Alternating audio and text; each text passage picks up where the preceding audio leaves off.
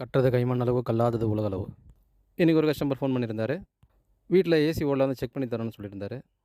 நான் அந்த கஸ்டமர்கிட்ட ஏசி மெக்கானிக் கூப்பிட்டு பாருங்கள் சார், ஏசிலாம் நம்மளுக்கு தெரியாது சார், ஏசி வேலையை பற்றின்னு சொல்லியிருந்தேன். அந்த கஸ்டமர் சொன்னது பார்த்தீங்கன்னா, ஏசி மெக்கானிக் 3 நாளாக ஃபோன் பண்ணிகிட்ருக்கேன், சீசன் டைம்னால வரவே மாட்றாரு. நீங்கள் வந்து செக் பண்ணிட்டு எலக்ட்ரிக்கல் ஃபால்ட்டா இல்லை ஏசியில் தான் ஃபால்ட்டுனா நான் திரும்பி அந்த ஏசி மெக்கானிக்கை கூப்பிட்டு பார்த்துக்கிறேன் அப்படின்னு சொல்லியிருந்தாரு. சரின்னு அந்த வீட்டுக்கு நான் போயிருந்தேன். அந்த வீட்டுக்கு போய் அவங்க சொன்ன ஏசியோட பிரேக்கர் ஆன் பண்ண உடனே அந்த ஸ்டெப்லைசர்லேருந்து ரிலே சவுண்ட் ஒரு பட் பட்னு வருது. அப்போ நம்ம முதல்ல வந்து ஸ்டெப்லைசர் தான் செக் பண்ணணும். இதை எப்படி நம்ம செக் பண்ணுறது அப்படின்னு கேட்டிங்கன்னா, ஸ்டெப்லைசரோட சைடில் பார்த்தீங்கன்னா ஒரு கனெக்டர் இருக்கும். அந்த கனெக்டர்லேருந்து தான் ஏசியோட ஒயர் வந்து அந்த கனெக்டரில் தான் கனெக்ட் ஆகும். அந்த கனெக்டர்லேருந்து முதல்ல அந்த ஏசிக்கு போகக்கூடிய அந்த 3 ஒயரையும் கழட்டி விட்டேன், ஃபேஸ் நியூட்ரல். இப்போ அந்த ஸ்டெப்லைசரில் எந்த லோடும் இல்லை. ஸ்டெப்லைசர் கரெக்டாக இருக்கா இல்லையான்றதை ஃபஸ்ட்டு நம்ம செக் பண்ணிக்கணும். அப்படின்னும்போது லோடு இல்லாமல் ஃபஸ்ட்டு ப்ளக்கில் அந்த ஏசி ப்ளக்கை போட்டு பிரேக்கர் ஆன் பண்ணி இந்த ஸ்டெப்லைசரோட அந்த கனெக்டர் இருக்கு இல்லைங்களா, பின்பக்கம் அங்கே லைன் வச்சு கரெக்டாக லைன் வருதான்றதை நம்ம பார்க்கணும்.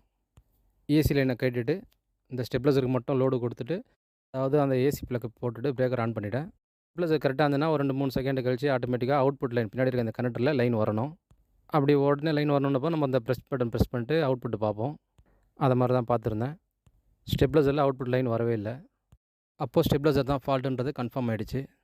சரின்னு சொல்லி அந்த ஏசிக்கு வர ஒயரை எடுத்து டைரெக்டாக அந்த சாக்கெட் உள்ள போட்டு ஆன் பண்ணி பார்த்தேன். ஏசி ஆன் ஆகிடுச்சு.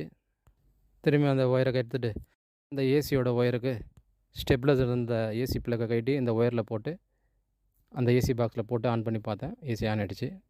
அந்த கஸ்டமர்கிட்டையும் சொல்லிட்டேன், ஸ்டெப்லைசர் ஃபால்ட் இது. ஸ்டெப்லைசர் நீங்கள் புதுசாக வாங்கி வந்து கொடுத்துருங்க, நான் மாட்டி கொடுத்துறேன்னு அந்த கஸ்டமர்கிட்ட சொல்லியிருந்தேன். உங்கள் வீட்லேயும் ஏசியோட இந்த ஸ்டெப்லைசரில் பட் பண்ணி சவுண்டு வருது, ரிலே அடிச்சிக்குது அப்படின்னும்போது ஃபஸ்ட்டு ஸ்டெப்லைசரை செக் பண்ணி பாருங்கள். ஸ்டெப்லைசரில் ஃபால்ட் இருந்தாலும் இந்த மாதிரி அவுட்புட் லைன் போகாமல் ஏசி ஓடாமல் இருக்கும். இந்த மாதிரி எலக்ட்ரிக்கல் சம்மந்தப்பட்ட விஷயங்கள் நீங்கள் தெரிஞ்சுக்கணும்னு நினச்சிங்கன்னா என்னோடய சேனலை சப்ஸ்கிரைப் பண்ணி பாருங்கள். எலக்ட்ரிக்கல் சம்மந்தப்பட்ட பல விஷயங்களை நீங்கள் தெரிஞ்சுக்கலாம். தேங்க்யூ.